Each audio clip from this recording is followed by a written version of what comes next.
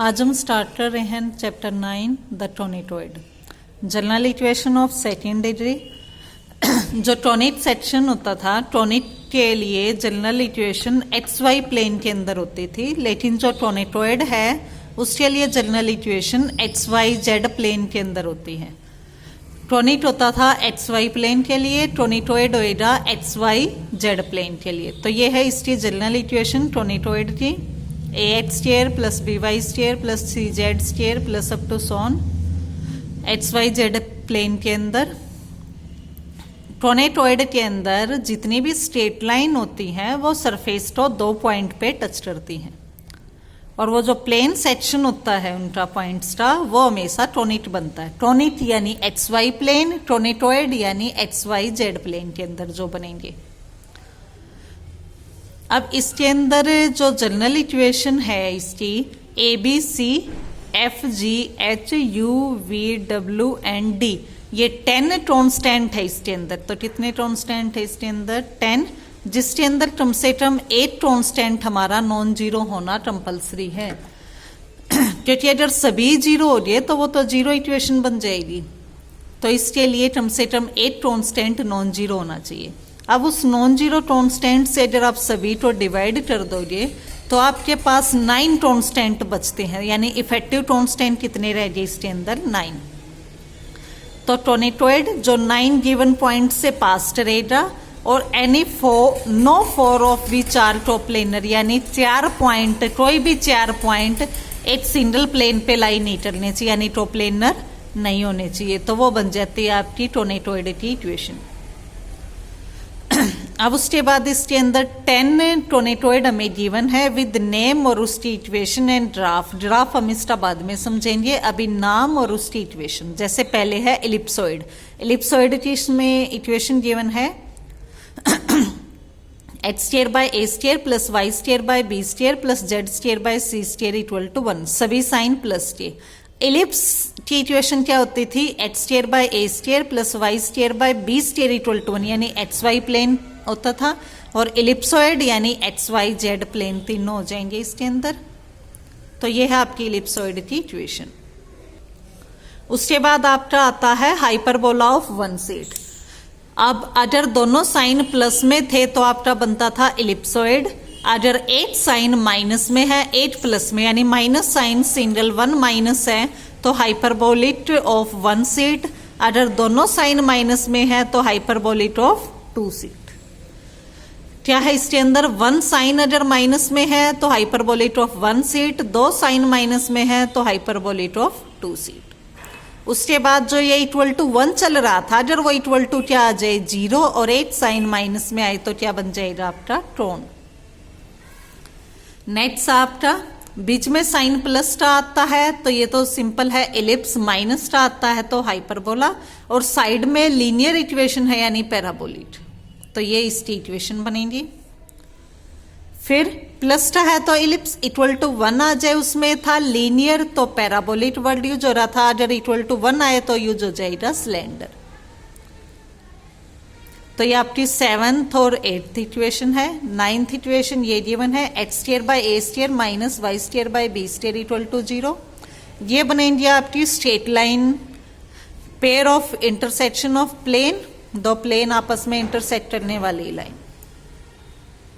और इसके अंदर जो लास्ट इक्वेशन है वो है y square equal to 4a x square, यानी पैराबोलिक सिलेंडर। तो ये 10 इक्वेशन है जिनके नाम और वो इक्वेशन आपने याद करनी है। ग्राफ पे अभी ध्यान नहीं देना, वो हम जब ग्राफ ट्रेसिंग सीखेंगे तब इस पे आएंगे। उसके बाद नेक्स्ट आपकी डेफिनेशन है सेंट्रल टोनेटोइड। टोनेटोइड क्या होती है? वे सभी टोल्ड जो ओरिजिन से पास करती हैं। टोनेटोइड के अंदर, टोनेटोइड यानी एक्स वाई जेड प्लेन के अंदर जो उसकी वो जनरल इक्वेशन थी। अब इसमें डेफिनेशन है सेंट्रल टोनेटोइड। तो सेंट्रल टोनेटोइड कब बनेगा? वे टोनेटोइड जिसमें ओरिजिन से पास करने वाले जितने भी टोल्ड हैं, ओरिजिन उन टोल्ड को बाइसेक्ट करता है, यानी 2 बराबर पार्टीशन में करता है, तो उसको हम कहेंगे सेंट्रल टोनेटोइड। सेंट्रल टोनेटॉइड की जनरल इक्वेशन होती है a h square plus B Y square plus C Z square equal to 1। और इसको आप स्टैंडर्ड फॉर्म ये थी। अब a h square plus B Y square plus C Z square equal to 1 ये तो है जनरल इक्वेशन सेंट्रल टोनेटॉइड की। अगर ए बी सी तीनों पॉजिटिव आ जाए तो आपका एलिप्सॉइड बनता है। अगर सिंगल 1 नेगेटिव आ जाए तो hyperbolic of 1 sheet, 2 sign negative आ जाए तो हाइपरबोलिक ऑफ 2 सीट, और अगर तीनों ही साइन नेगेटिव आ जाए तो उसको आप कहेंगे वर्चुअल इलिप्सॉइड या फिर इमेजिनरी इलिप्सॉइड। यह आपकी जनरल इक्वेशन थी सेंट्रल टोनेटॉइड की। इसके अंदर क्या है, अगर दोनों साइन पॉजिटिव आए तो इलिप्सॉइड, दोनों में से कोई एक नेगेटिव आ जाए तो हाइपरबोलिक, 2 साइन नेगेटिव आ जाए तो फिर हाइपरबोलिक ऑफ 2 सीट, और ए बी सी तीनों ही नेगेटिव आ जाए तो वर्चुअल या फिर इमेजिनरी इलिप्सॉइड। उसके बाद हम आगे हैं इस पे next ellipsoid of revolution. Ellipsoid की जनरल इक्वेशन आपकी ये होती है, इसके अंदर ए स्क्वायर बी स्क्वायर सी स्क्वायर, इन तीनों में से अगर कोई से भी 2 पॉजिटिव आ गए, 2 पॉजिटिव नहीं सॉरी, अगर इन तीनों में से कोई 2 टर्म इक्वल आ गई तो उसको हम कहेंगे इलिप्सॉइड ऑफ रिवॉल्यूशन। इसमें बात ए और बी सी की नहीं कर रहा है, ए स्क्वायर बी स्क्वायर सी स्क्वायर की कर रहा है, क्योंकि हो सकता है ए की वैल्यू 1 आ जाए, बी की वैल्यू -1 आए, तो ए और बी इक्वल नहीं है लेकिन उनके स्क्वायर इक्वल है। तो यहाँ बात इनके स्क्वायर की हो रही है कि A square equal to B square हो जाए, या फिर B square equal to C square, या फिर C square equal to A square. तो इससे भी 2 इक्वल आ जाए तो उस इलिप्सॉइड जो इलिप्सॉइड है ये, इसको हम कहेंगे इलिप्सॉइड ऑफ रिवॉल्यूशन। क्लियर है डेफिनेशन। नेक्स्ट आर्टिकल पे चलते हैं। इसमें मैं वही करा रही हूं जो भी आपके इंपॉर्टेंट है। Intersection of a line and a central conicoid. पहले तो आपने सेंट्रल टोनेटॉइड ले लिया, उसके बाद पहले इसकी स्टेटमेंट पढ़ो। A line passes through a given point A meets a central conicoid this in P and Q, find the point of intersection. तो इसके अंदर क्या है, एक तो सेंट्रल टोनेटॉइड की आपको इक्वेशन गिवन है। इक्वेशन है a h square plus B Y square plus C Z square equal to 1, ये आपका सेंट्रल टोनेटॉइड। उसके बाद पॉइंट गिवन है ए x1 y1 z1, ये आपने ए पॉइंट ले लिया। इस बुक में मिसप्रिंट था, यहाँ पी लिखा हुआ था, पी नहीं है, यहाँ पे ए है, तो ए पॉइंट ले लिया x1 y1 z1। इस पॉइंट से हमने लाइन पास की जो सेंट्रल टोनेटॉइड को मिलती है। तो इस पॉइंट से जब आप एक लाइन ड्रॉ करोगे तो वो स्टॉप पी और क्यू 2 पॉइंट पे टच करती है। तो हमें इन दोनों पॉइंट की वैल्यूज निकालनी है। प्रूफ देखो अब आर्टिकल का। इक्वेशन ऑफ सेंट्रल टोनेटॉइड ये आपने लेके चले, इसको नाम दे दिया इक्वेशन 1। ये पॉइंट जो ए था वो x1 y1 z1। अब हमें इस पॉइंट से पास होने वाली जो ये लाइन है, इस लाइन की इक्वेशन निकालनी है। तो इसके लिए हमने डायरेक्शन कोसाइन ले लिए LMN, ये पॉइंट और ये डायरेक्शन कोसाइन। तो इनसे पास होने वाली जो लाइन है उसकी इक्वेशन 11th-12th में आप कर चुके हो। x minus x1 by L equal to y minus y1 by M equal to z minus z1 by N। अब इसको आप इक्वल टू R लेके चलोगे तो उससे क्या आएगा, x y z की वैल्यूज आएंगी। जब आप इसको इक्वल टू R लेके चलोगे तो L डिवाइड में है, इधर आके मल्टीप्लाई, x1 माइनस में इधर आके प्लस, तो वो आपका बनेगा x1 प्लस LR। ऐसे ही यहाँ से y की वैल्यू आएगी y1 प्लस MR, z की वैल्यू आएगी z1 प्लस NR। तो ये जो पॉइंट आ गया ये इस इक्वेशन के पॉइंट आ गए। अब ये जो पॉइंट है ये P और Q पॉइंट पे इस कोऑर्डिनेट जो सेंट्रल टोनेटॉइड था उसको टच करते हैं ये पॉइंट इस सेंट्रल टोनेटॉइड को, तो इस इक्वेशन 1 को सेटिस्फाई करेंगे, यानी x y z की जगह ये वैल्यूज पुट करेंगे तो इक्वल टू 1 आएगा। ये आपने इसमें वैल्यूज पुट की। इसके बाद आपने इसमें स्क्वायर ओपन करना है। r स्क्वायर वाली टर्म इकट्ठी करनी, r वाले इकट्ठे और विदाउट r वाले इकट्ठे इक्वल टू 0। तो ये आपकी r के अंदर क्वाड्रेटिक इक्वेशन आ गई जिसमें r की आपकी 2 वैल्यूज आएंगी। क्लियर। यहाँ से आपकी आर की दो वैल्यूज आएंगी, वे दो वैल्यूज जब आप इक्वेशन 2 में पुट करोगे तो दो पॉइंट आ जाएंगे आपके, वे पॉइंट होंगे पी और क्यू। तो यहाँ से आपकी लाइन और सेंट्रल टोनिटोइड की इंटरसेक्शन वाला आर्टिकल कंप्लीट होता है। उसके बाद ये कहता है सेंट्रल टोनिटोइड की जो भी टोर्ड होती हैं जो ओरिजिन से पास करती हैं, ये तो आपकी ओरिजिन से पास नहीं कर रही। सेंट्रल टोनिटोइड की जितने भी टोर्ड होती हैं जरूरी नहीं सभी ओरिजिन से पास करें, लेकिन जो भी ओरिजिन से पास करेगी वो सभी हमेशा डायमीटर बनाती हैं। यह है नोट। उसके बाद नेक्स्ट है कि जो आपने लाइन और टोनिटोइड की इंटरसेक्शन की थी, वो लाइन अगर सिंपल लाइन ना हो, टेंजेंट लाइन हो, तब कैसे होएगा। तो नेक्स्ट सोल्वरी 1 करते हैं हम। इसमें देखो आपने इस पॉइंट से पास करने वाले ये पॉइंट ए पॉइंट जो था वो क्या लिया था, x1 y1 z1। इस पॉइंट से जो सेंट्रल टोनिटोइड को टच कर रहा था वो पी और क्यू पॉइंट आए थे, ये आई थी लाइन। लेकिन वो कहता है ये लाइन टेंजेंट लाइन कब बनेगी, वो हमें कंडीशन निकालनी है। टेंजेंट लाइन ये होती है टेंजेंट लाइन, लेकिन दो पॉइंट पे टच करेगी ये तो लाइन, दो पॉइंट आए थे ना। अब टेंजेंट लाइन कब बनेगी, जब ये दोनों पॉइंट कैसे आ जाएं इक्वल, यानी जो पी पॉइंट और क्यू पॉइंट थे वे दोनों एक ही पॉइंट बन जाएं, तो ये वाली लाइन क्या बन जाएगी, टेंजेंट लाइन। तो उसके लिए अब हम कंडीशन निकालेंगे।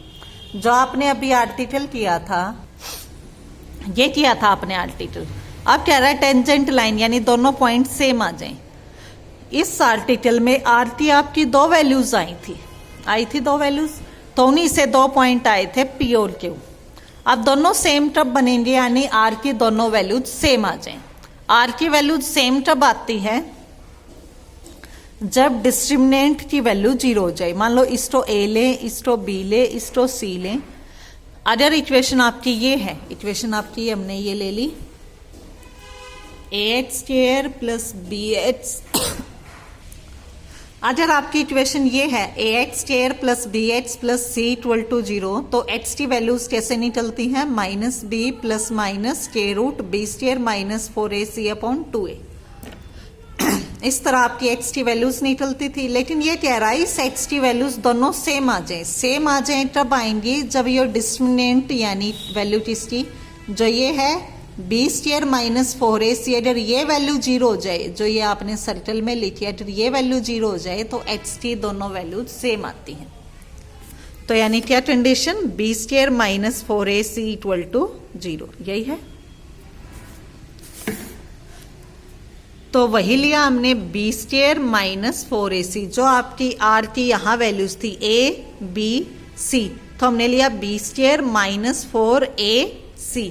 ये वैल्यूज को सिंप्लीफाई किया तो आपकी ये आ गई इक्वेशन। ये कंडीशन आ गई किसके लिए, जब वो लाइन क्या बन जाए, टेंजेंट लाइन। क्लियर है।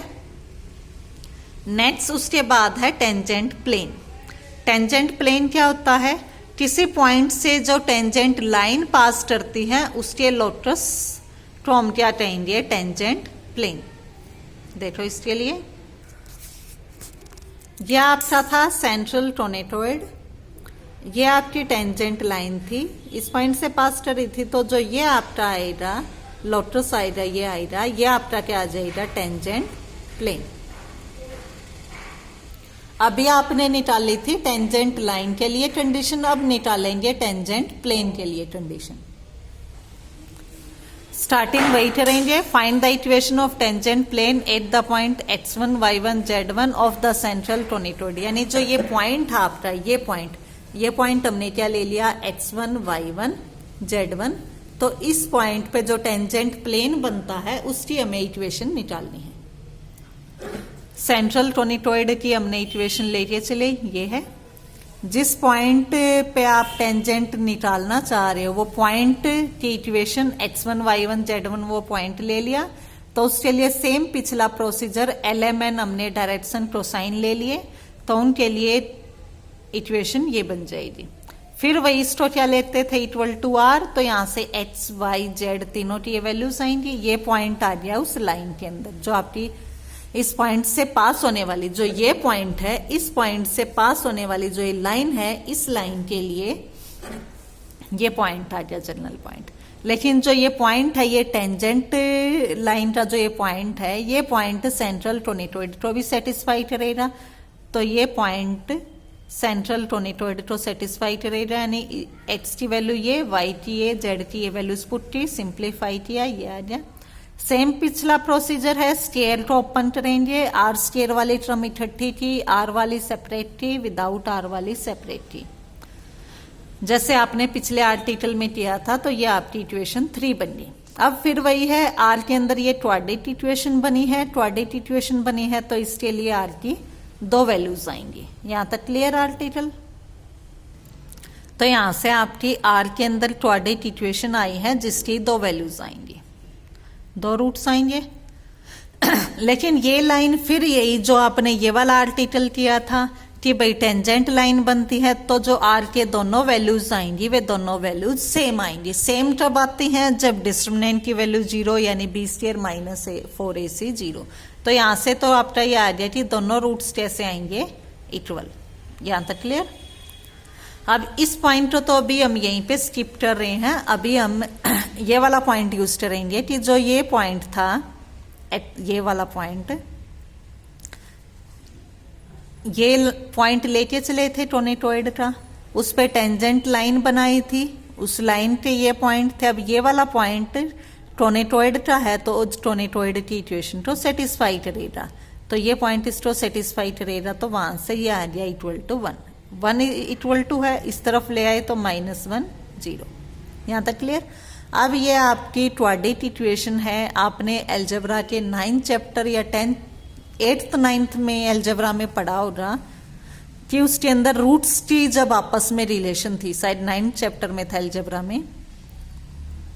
तो यहां से sum of roots, product of roots निकालते थे। पहले आता था सम ऑफ रूट्स, वो क्या आता था? इसको ए नाम देते थे, इसको बी, इसको सी, तो -b/a। फिर प्रोडक्ट ऑफ रूट्स आता था c/a। तो इसके अंदर हमने प्रोडक्ट ऑफ रूट्स का फॉर्मूला यूज किया, वो आया c/a। c ये वाली टर्म बाय a यानी ये वाली टर्म डिवाइड किया। लेकिन ये वाली टर्म आपकी क्या है? 0। तो यहां से ये वाली टर्म 0, तो प्रोडक्ट ऑफ रूट्स क्या आ गए? 0। 2 रूट्स है, दोनों की प्रोडक्ट क्या है? 0। तो यानी कम से कम 8 रूट आपका क्या होगा? 0। यहां से लेकिन दोनों ही रूट्स कैसे थे? इक्वल। इक्वल थे तो सम ऑफ रूट्स भी क्या आ जाएगा उनका? 0। अब सम ऑफ रूट्स के लिए क्या बनेगा? सम ऑफ रूट्स इनका 0 आएगा, यानी प्रोडक्ट ऑफ रूट्स का फॉर्मूला था c/a, सम ऑफ रूट्स का फॉर्मूला बनेगा -b/a, यानी माइनस ये वाली टर्म b/a। अब सम ऑफ रूट्स 0 है तो माइनस ये वाली term divide by this equal to 0। तो यहां से ये टर्म क्या होगी? b की वैल्यू 0 हो जाएगी, 0। तो ये आपकी क्या आ गई? Condition which is condition of line to be a tangent. तो ये टेंजेंट लाइन की कंडीशन आ गई। लेकिन आपने तो किसकी निकालनी थी? पूरे टेंजेंट प्लेन की। तो नेक्स्ट देखो उसके लिए, इसके अंदर L, M, N ये हमने डायरेक्शन कोसाइन खुद से लिए थे, तो इनको भी आप एलिमिनेट करोगे। इनको आप एलिमेंट की वैल्यूज कहां से निकालोगे वो देखो। यहां से देखे तो L की वैल्यूज क्या आई? x - x1/r, y - y1/r, z - z1/r। ये कौन सी इक्वेशन आपकी? इक्वेशन 2। इक्वेशन 2 से एलिमेंट की वैल्यूज निकालोगे तो यहाँ डिवाइड बाय r आ जाएगा सबके। लेकिन r कंप्लीट के डिवाइड में है, राइट साइड में आके वो 0 बन जाएगा। तो ये बन गया। इनको सिंप्लीफाई करके प्रोडक्ट किया। लेकिन ये वाली टर्म की वैल्यू आपने पीछे लिखी थी, 1 आई थी, तो इस टर्म की वैल्यू क्या पुट हो जाएगी? 1। सिंप्लीफाई किया, ये आ गया। क्लियर? यानी टोनेटोइड की इक्वेशन तो आपकी क्या थी? ax² + by² + cz² equal to 1। उसके टेंजेंट प्लेन की ये आ गई। सेम ऐसे ही अगर ये बाय ये हो, उसमें प्रोडक्ट में था, अगर डिवाइड में हो तो उसके लिए भी टेंजेंट की इक्वेशन ये आ जाएगी। डायरेक्ट निकालने का एक शॉर्टकट भी है इसके अंदर, वो क्या है? जब भी आपको टेंजेंट प्लेन की इक्वेशन निकालनी हो या टेंजेंट लाइन की इक्वेशन निकालनी हो जिस पॉइंट पे, तो उसके लिए आपने पीछे भी किया था, एक्स स्केयर को चेंज कर दो एक्स एक्स1 में, वाई स्केयर को चेंज कर दो वाई वाई1 में, जेड स्केयर को चेंज कर दो जेड जेड1 में। लेकिन उसमें साथ में ये था एक्स वाई को कैसे चेंज करेंगे और एक्स को कैसे चेंज करेंगे। X square y square z square में अगर इक्वेशन है तो इसका तो आप डायरेक्ट शॉर्टकट यूज करना चाहो तो कर सकते हो। एक्स स्केयर तो एक्स एक्स1, वाई स्केयर तो वाई वाई1, जेड स्केयर तो जेड जेड1। क्लियर? नेक्स्ट टॉपिक हम नेक्स्ट वीडियो में करेंगे।